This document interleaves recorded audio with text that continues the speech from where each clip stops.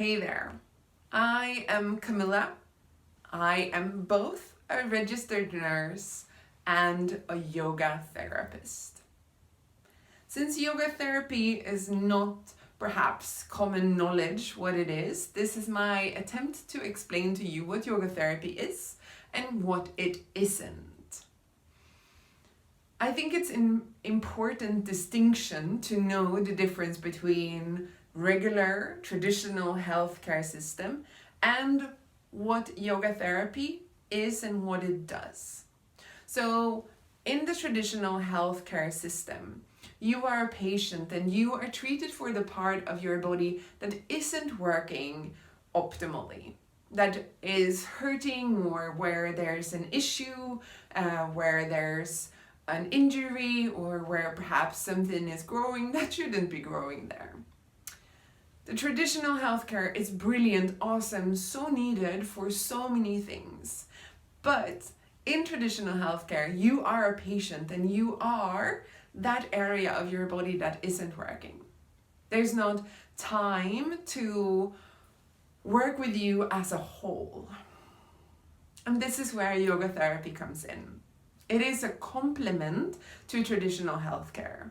The 2-year plus training that I have had to become a yoga therapist, more than 800 hours of modules and 150, 200 hours of working directly with clients, has the purpose of being that complement to traditional healthcare. You do not come for yoga therapy sessions instead of going to see your physician. You don't come to yoga therapy to not eat your regular medication. We are a complement to traditional healthcare, and I think that that's super important to be clear on.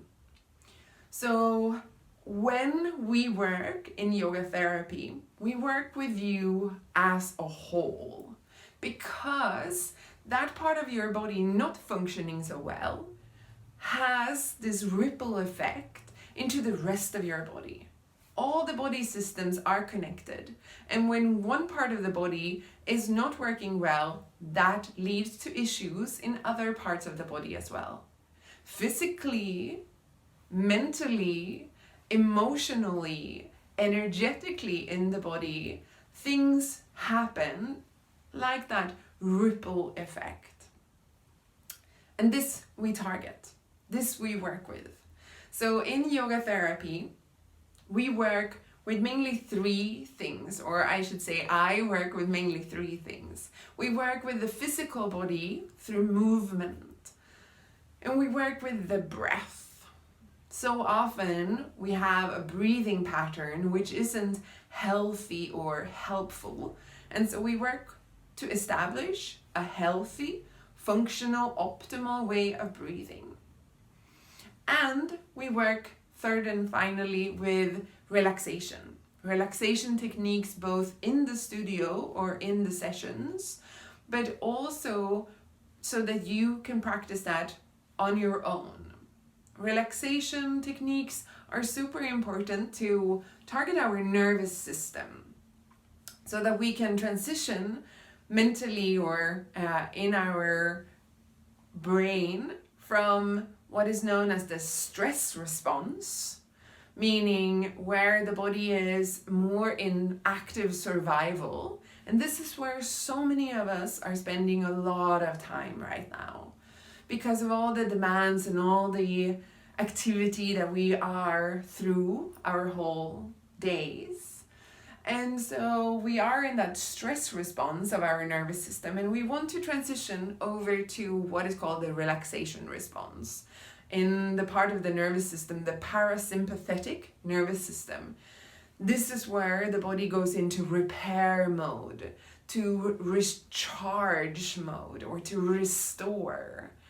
This is where the cell repair is happening. This is where our energy levels are again being restored. And this is where our immune system starts to kick in and fight off the stuff that is happening in our body. Or this is where our immune system is allowed to not work 120% all the time. This is where we bring the body into balance. So we use all of these little different areas that might not be properly functioning to their optimal level, and we start tweaking here and there to bring those imbalances in balance.